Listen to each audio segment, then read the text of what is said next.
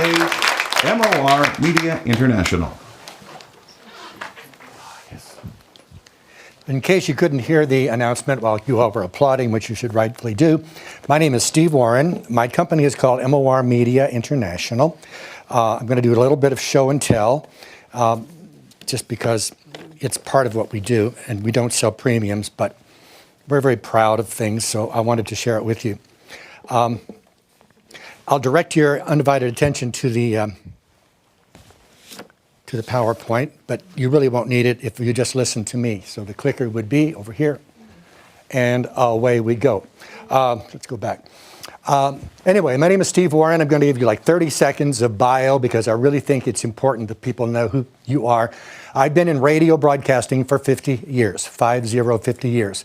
I have been in New York City radio for probably 30 years, been a disc jockey.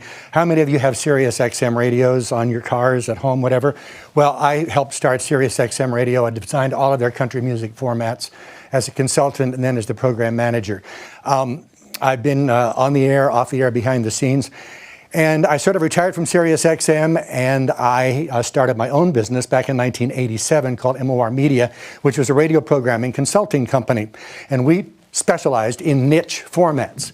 We started, first of all, with older listeners, and then we started later on with classic country fans. Then when I started working with Sirius XM, they made a whole business model about niche formats. If you have national distribution, like through satellite, you can take little formats that wouldn't make it in a regular radio market, put all those listeners together, whether it's reggae or chamber music or whatever it happens to be, then you've got yourself a product. So I stuck with that niche market, started MOR Media. That became what I did. When I left Sirius XM, I had the great pleasure of meeting this fellow.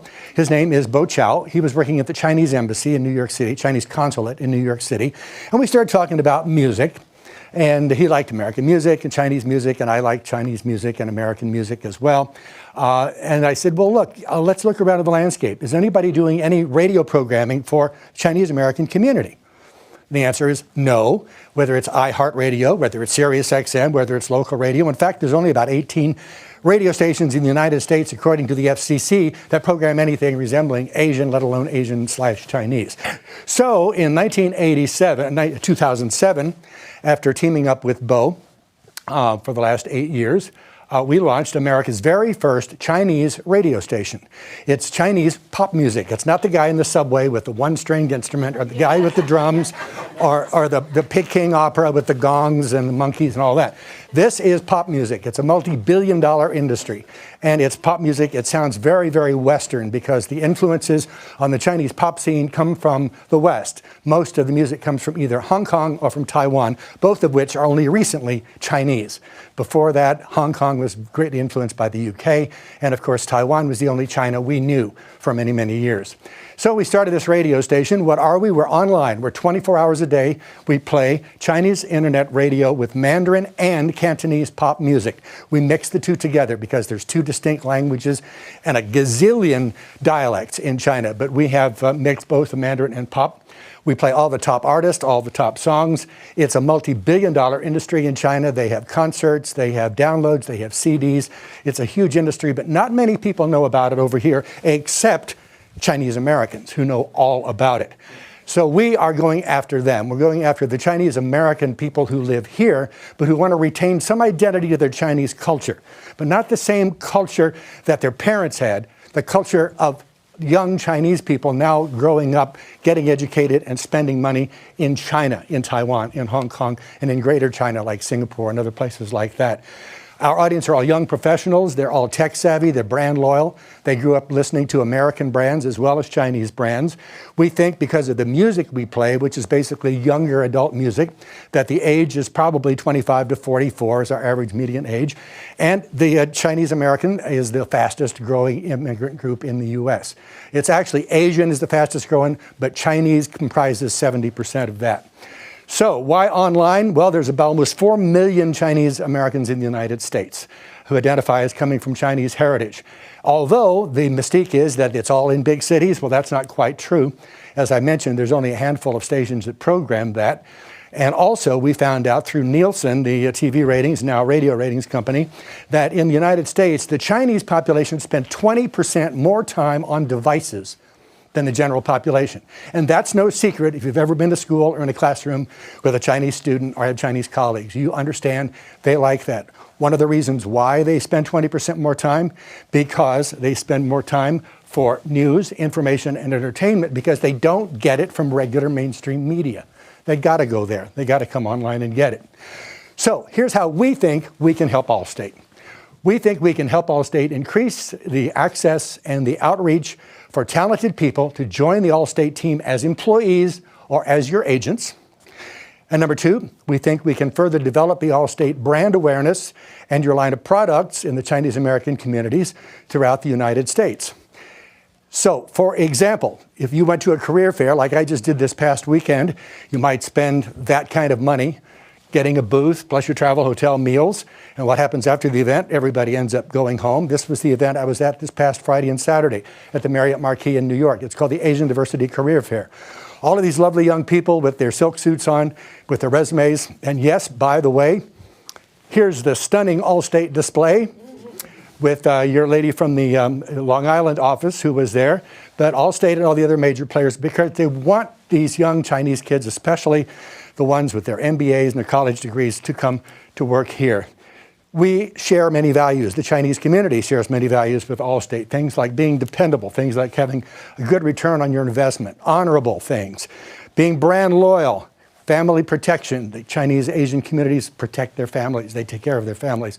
Multi-generations under the same roof. Efficiency. They don't like waste. They like doing things right, and they like service. So here's a particular case study. Asians signed up in greater numbers than their representation in the population pool for insurance products. And they bought them from certified agents, and the Asian agencies then therefore became the driving force in helping enrollment goals. Some of the people on the panels previously today actually did my pitch for me. Victoria asked John about what is the month of May. And he said it was Small Business Month. And I said, no, wrong, silly. It's Asian American Month. And then Christine said how effective it was speaking and being Polish, and how that worked effectively in her Polish community. And then just a minute ago, Jeremy, who we know from New York, mentioned Asian being a knee-jerk reaction target audience for one of their new clients. So we do have one trick up our sleeves. A lot of target media try to get to the Asian community by doing it in Chinese. Allstate tried a Chinese-American marketing campaign in New York last year, but the famous logo of the cupped hands means you're a beggar. It's not good. They had to get rid of it. They couldn't use that visual. Also, did you know that you're in good hands with Allstate didn't translate well? So when they had to go to press with it, it came out being turn your hands to ours to be worry-free, which I think you'll recognize. So we did do a quick Google search of the word Chinese and Allstate Insurance, and what we came up with was 307,000 results, mostly coming up with the names of your Chinese agents, people who speak Chinese in Chinese communities. So we found a lot of links, but nothing directly from your website. But over almost 250,000, they just came up and came up and came up, but it's not important. We also found there's a Chinese Insurance Agents Association that agents of all the different companies belong to, that share their bilingual and multilingual skills and problems that they have solving working in their different departments. So, in fact, Chinese are as a consumer base that Allstate have already demonstrated an interest in reaching, and there are more Chinese Americans in medium and small markets throughout the United States than there are in the combined Chinatowns of New York, Chicago, Los Angeles. If you only go to major markets and say, well, that's where the Chinese are, then you miss most of the Chinese. But if you go online, where anyone, anywhere in the United States can hear your radio, whether it's in a tall building or in a basement or in Kokomo, Indiana, then you know that they're going to listen. So don't look at those market-by-market things. Think new technology, because that's where the audience is. Think online, because that's where our audience lives. And your Chinese-speaking agents have already demonstrated that they can close faster, higher, bigger, and better. So we can help you because we do it friendlier. We bring in bands. We bring in people from outside to help promote our radio station. We give away T-shirts. We have our sales kits. We have bags that we give away things to. We do it better. We send people out to events. We go to where the audience lives. We are so community. We belong to over 25 different community organizations in the Chinese community in New York. We do it cheaper because we're internet radio.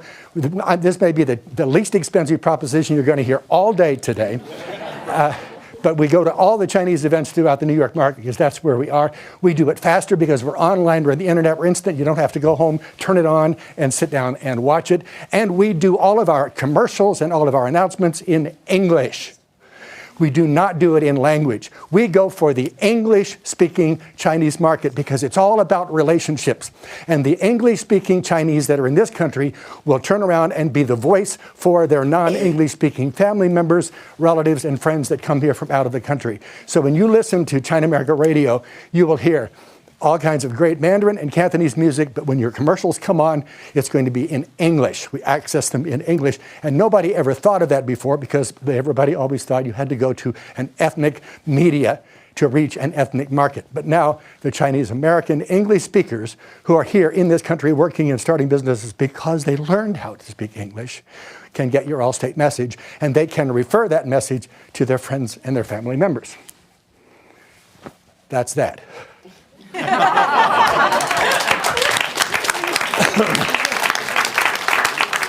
then I had two continents, and my partner and I have crossed the Pacific Ocean about 30 times, communicating between Beijing and New York and getting up on the music skills and the language skills and all that. He's in Beijing right now, or he'd be here with me. Okay, I'm sure you have nothing to say. Thank you very much. Go ahead. I have a really simple question. Yeah. Is the music in Chinese? It's in Cantonese and Mandarin? Mandarin Cantonese, yeah, Mandarin Cantonese music. And on our player, on our on-screen player, it's free to listen. You don't have to register or sign up or anything. When you go to our website, it says listen now. You can push the button and you'll hear a song start playing. And it's like an FM station, like a light FM. We pick the music. You don't pick it. It's not Pandora. Right. We play the music. But about 50-50 Mandarin and Cantonese, because the people who like Chinese pop music don't care what side of the straits it comes from. The Mandarin singers, are very popular in Taiwan and in Beijing, and of course the Cantonese singers mostly from Hong Kong, Guangzhou South. But they like each other's music, and they perform in each other's venues, and they know who they are, and many of the artists are multilingual. What most people don't understand is Chinese is only written one way, but it's spoken in two major dialects. There's Mandarin and Cantonese, but it's written the same way. So two old men can sit on a park bench, and they can read the same newspaper, but they can't talk to each other. And so that's something understandable about the Chinese market. So you talked about the music being in language, but the ads in English. Mm-hmm. From your listeners, how many of them speak English as well as one of the Chinese dialects? Well, most all of our people speak English because they're here in the United States for a reason. They didn't get dragged here. Mm-hmm. They came here because they grew up here. Okay. They came here because they went to school here and they got a job. So this is their second generation. But they're bringing family members and others in. But they still have a Chinese heritage. They speak what we may call kitchen Cantonese, which is the language they hear around the house, or the language they hear in their block or in their community. So we like to think that they speak English throughout the day. That's their language of first choice. But when, in a family environment, when another social situation, then they will speak a little bit of what they know. Mm-hmm. Mm-hmm. What kind of metrics do you get from your site? What could we learn about how things perform? You submit your question in advance. Look, I didn't just fall off the turnip truck, okay. I've been asked these questions a lot. Before AOL hit the tank a long time ago, we all grew up on AOL, but they owned a company called Shoutcast, Winamp. They had their player, which was pretty much the common player that came with almost everybody's computer, for 20, 30 years. And Shoutcast used to do a rating of how many people logged in and how long they stayed to any of the people who listened to their internet radio directory stations. And there were three basic metrics: the total time spent listening, the total tune-ins, and the total tune-ins of 5 minutes or more. We found the last time they measured, now Shoutcast has been sold. AOL sold it to a company called Radionomy, and now they're in the process of redoing all of their directory metrics and all of that. But this is how many hours we had listening. We had over 222,000 times in a 30-day period, people tuned in to Chinamerica Radio. That translated into 23,000 hours of actual listening. And the ones who stayed longer than 5 minutes was over 13,000, because those are the ones who were listening, not just surfing the net. If you stay on a website longer than 5 minutes, you found something that piques your curiosity. So we like to call those in. Nielsen or the other radio rating services have not been able to quantify this. And you can't use things like Quantcast or something, because that just measured hits and banner sites and flash-throughs and click-throughs and all of that kind of stuff. Radio, we want people to listen, click in once and listen. It's the difference between a putt and a drive in golf. I mean, the putt and the drive count as one stroke, one hit. But one, you get a lot of distance, and the other one, you just get a matter of inches in a millisecond. So we think that our product, we have a lot of people who listen. And these are only the ones that are measured. What we did, and I don't want to take any more of your time, but we actually have been picked up. Everybody wants a Chinese radio station, so over 50 different internet radio directories, from TuneIn to others all over the world, have decided that Chinamerica Radio is their Chinese radio station. So we give them a stream, and then they distribute it to their audience. So we would have to take apples and bananas and oranges from all these people's metrics and put them all together. But all of the Chinese radio stations that are here in the US don't subscribe to the ratings either, and they don't sell on the metrics. It's not a number sell. You sell because you're the Chinese radio station. And we want to be included in that thought process.